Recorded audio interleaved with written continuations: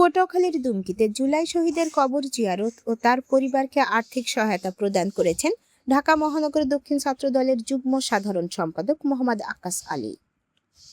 শুক্রবার 31 জুলাই বিকেলে তিনি ঢাকা থেকে আগমন করে উপজেলা অঙ্গারিয়া ইউনিয়নে জুলাই শহীদ মোহাম্মদ মিলন হাওলাদারের কবর জিয়ারত করে তার পরিবারকে আর্থিক সহায়তা প্রদান করে একটি মোটরসাইকেল শোডাউন এর মাধ্যমে নিজ এলাকা জলিসায় গিয়ে সংক্ষিপ্ত আলোচনা সভা অনুষ্ঠিত হয়।